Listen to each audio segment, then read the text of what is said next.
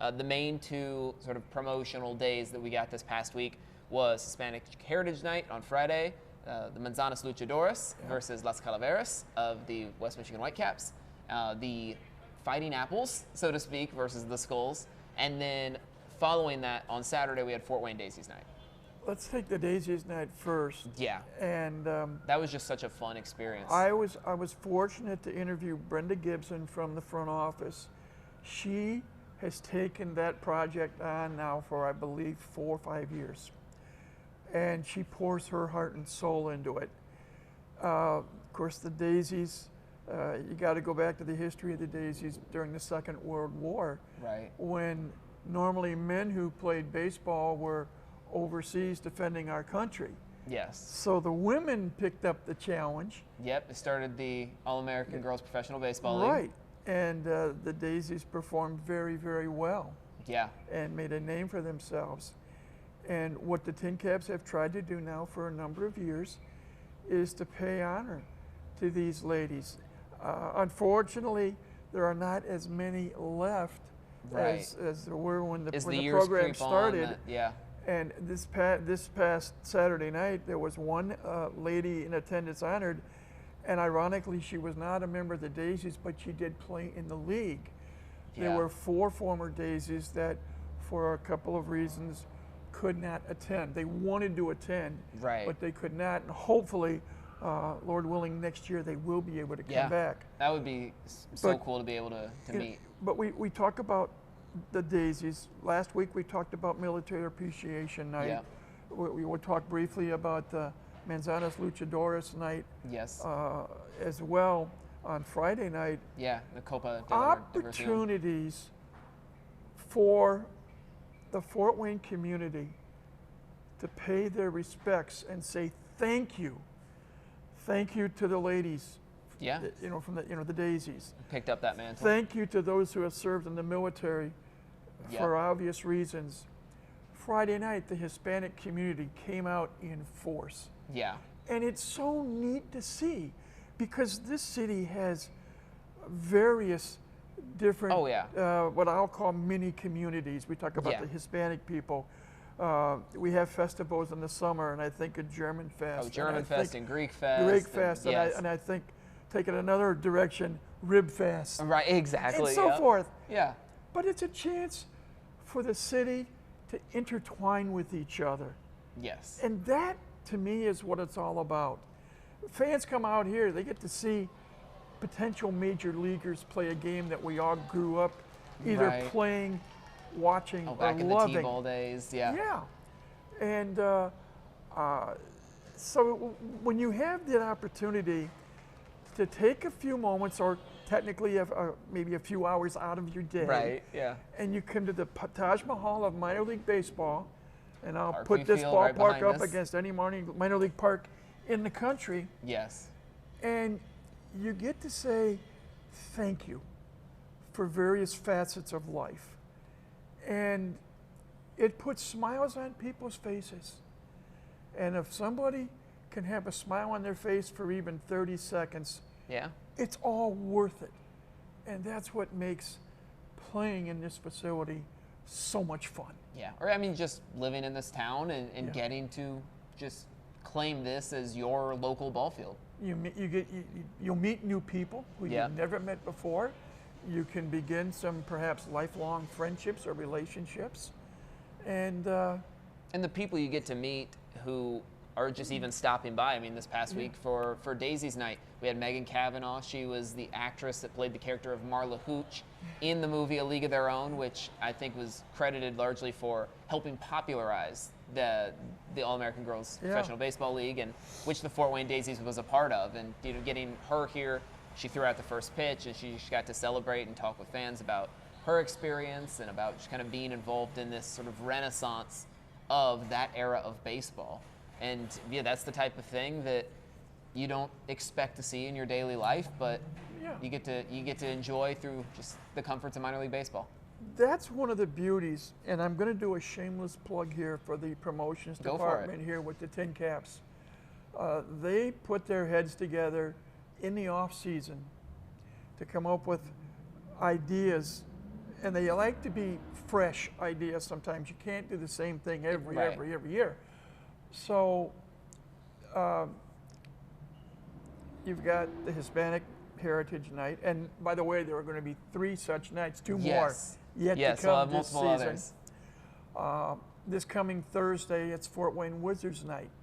Now that I hold dear because when I first joined this organization, it was the Fort Wayne Wizards. Right. And I still remember getting my first paycheck in 2002, and for some strange reason, I still get some today. And I think they're deserved at this point. I have 2 pieces of Wizards gear, so to speak, still with me. Yeah. One is a Gore-Tex raincoat that still works. And Good. That's the important part. And one is a blue bandline shirt that has the Fort Wayne logo on the front. And I told Mike Nutter yesterday, he stopped up to visit John Nolan and me in the radio booth for an inning. I'm wearing that shirt Thursday night proudly because I was an employee of the Wizards. Yes. But again, that's Thursday night.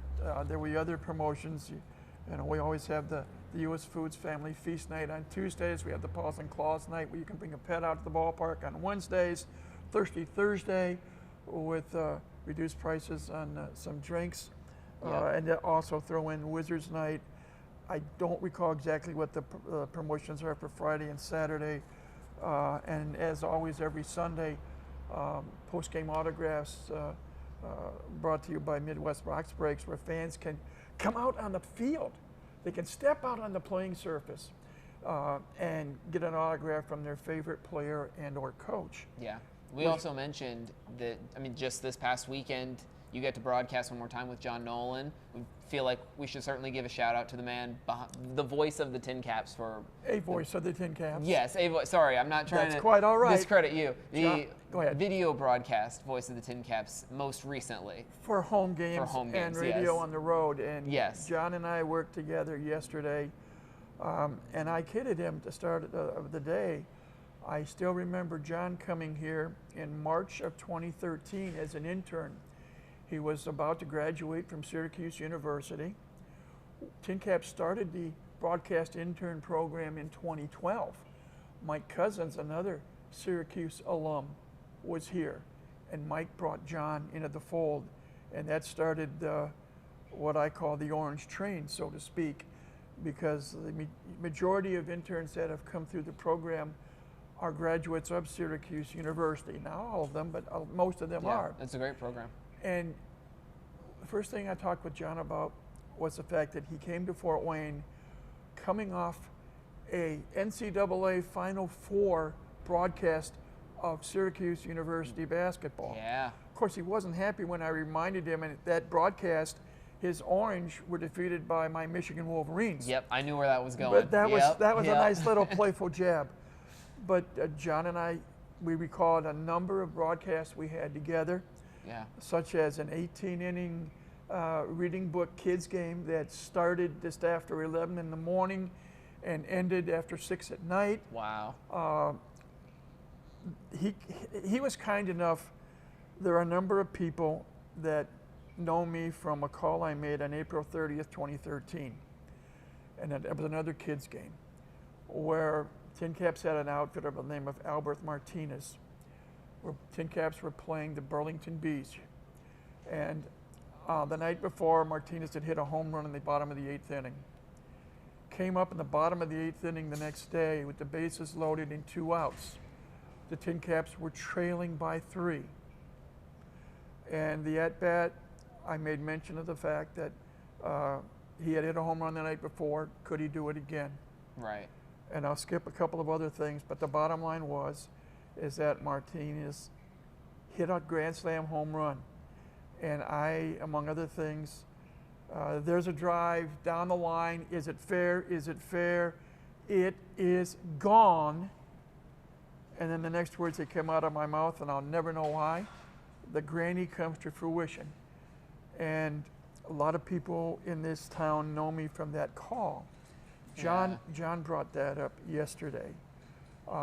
We had a game in South Bend a few years ago where by my fortune, I had the call in the 9th inning.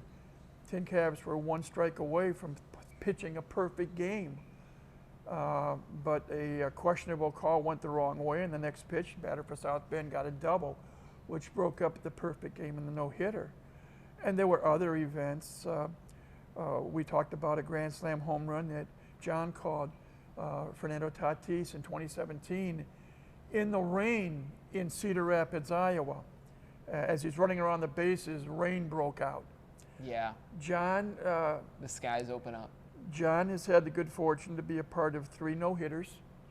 I've been fortunate with 2 no-hitters to call. And John has really grown as a broadcaster and as a person. And the reason we say it was the final broadcast on Sunday is because John is now the radio voice for the Indiana Fever of the WNBA. Yes. It's a great opportunity. It's a great opportunity for John. Well deserved from everything I know of him. You know, John and I have a number of things in common. We love baseball. We both have called TinCaps games. We both have worked for Purdue Fort Wayne doing basketball. We were all kind of along the same line in some ways. John, very meticulous in his preparation, and I have felt from day one that to be a very good broadcaster, the key to being a good broadcaster is your preparation. And John's one of the best. And he has been able to expand. We've done high school football together. We've done baseball together. We've done basketball together. He worked a women's volleyball game with me a couple of seasons ago at Purdue Fort Wayne. Right. So we've been able to broadcast events together.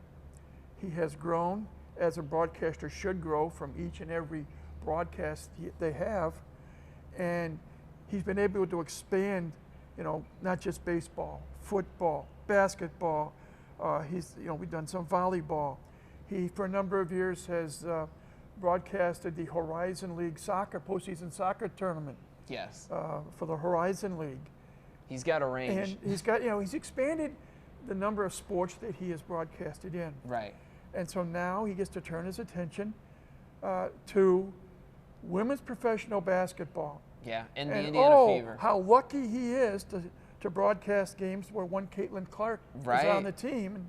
And she's taken the country by storm. The Fever really have. There's been just a ton of eyes now on Indiana basketball and Indiana women's basketball now. I should also backtrack real quickly before we move on. Yeah. John also, for a number of years, was the TV broadcaster for Fort Wayne Mad Ants basketball. Even when the team decided to tell Fort Wayne goodbye and move to Noblesville. Yes.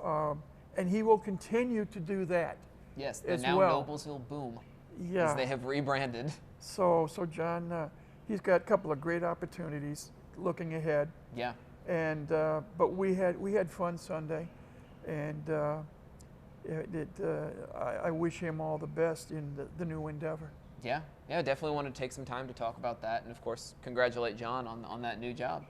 So back to Parkview Field, back to our baseball. We're going to wrap us up with, of course, the question of the week, and we talked about it before, but just the offense. Fort Wayne has shown offensive performances and outbursts in the past. Yeah. Against West Michigan, didn't really come to fruition other than that one game. But their opponent has also, big offense, been prone to give up some runs in terms of the pitching. So we're looking, this upcoming series here, these final 6 games at Parkview Field of this homestand, how many instances over this next week are we going to get one of these two teams reaching 8 runs in a ball game? And we talked about this beforehand. Yeah. We wanted to do the mental math off camera. Didn't want to bore anybody with that. In the previous series with West Michigan, the Whitecaps had they had 2 8-run games. One they lost 9-8, and one they won 8-4. TinCaps had the 1 9-run game, they had a 4-run game, and they had a 2-run game and a 1-run game, and they were shut out twice. A couple zeros, yeah. So having said all that, my initial guess is that there would be 2, but you have your choice. I'm guessing higher. You may go higher. I'm going higher here because, I mean, I've always been prone to just seeing the offense, seeing the scoreboard lighten up with the home runs. I'm thinking that at least 3 of the games, but I'm eyeing 4 teams total. I think there's going to be a game where we have both teams reaching 8 runs in that ball game.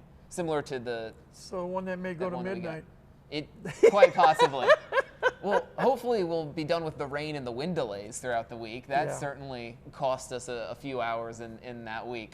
But yes, I'm seeing that there's going to be at least like a 10-9 ball game in here in this window. I can see at least one of those games. Yeah. And then I think separate of that, there's going to be at least 2 others where one of the teams gets to 8 runs. So I'm going to, I guess we're going with 4. You're going to go with 4. Yes.